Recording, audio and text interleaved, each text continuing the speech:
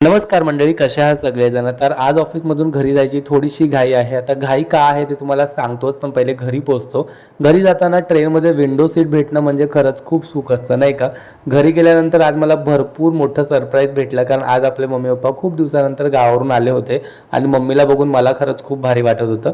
त्यानंतर प्रियंका मला चार्वीसाठी तिने ऑर्डर केला हा ड्रेस दाखवत होती, जो मला फारसा काही आवडला नाही, पण चार्वीने घातल्यावरती चार्वी त्यात भलतीच भारी दिसत होती. ती सगळ्याच ड्रेसमध्ये खूप छान दिसते. मग आवरून गेलो जिमला. आता प्रियंका सकाळी जिमला जाऊन आली होती, त्याच्यामुळे मी आत्ता सध्या एकटाच चाललोय. जिममध्ये गेल्यानंतर भरपूर आता व्यायाम केला, त्याच्यानंतर घरी आलो, छान फ्रेश झालो आणि प्रियंकाबरोबर आता परत बाहेर निघालोय. आता गडबड का होती घरी यायची ते सांगतो, कारण उद्या आहे चार्वीचा वाढदिवस आणि अजून आमची काहीच तयारी नाही आहे. म्हणजे चार्वीच्या वाढदिवसाचा केकसुद्धा अजून आम्ही ऑर्डर केला नव्हता आणि मग तोच केक फायनली सगळ्यात पहिले आम्ही ऑर्डर केला.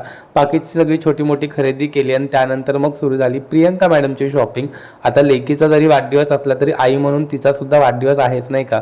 त्याच्यामुळे तिची सुद्धा भरपूर अशी शॉपिंग केली आणि हा आहे चार्वीचा यंदाचा वाढदिवसाचा ड्रेस, जो तिला 2 वर्षापूर्वी तिच्या बारशाला मिळाला होता आणि फायनली यावर्षी तो ती घालणार होती, कारण सध्या तो तिला परफेक्ट बसतोय. आणि माझ्याकडे ना सेम तिच्या ड्रेसला मॅचिंग शर्ट आहे, पण प्रियंकाकडे घालण्यासाठी मॅचिंग काहीच नाही, म्हणून तिचं तोंड पडलं होतं. आणि चार्वी बघा किती एक्सायटेड आहे तिच्या बर्थडेसाठी आणि तिच्याबरोबर आम्ही सुद्धा. चार्वीच्या बर्थडेचा ब्लॉग बघायला विसरू नका बरं का. चला आता भेटू उद्या. Bye bye.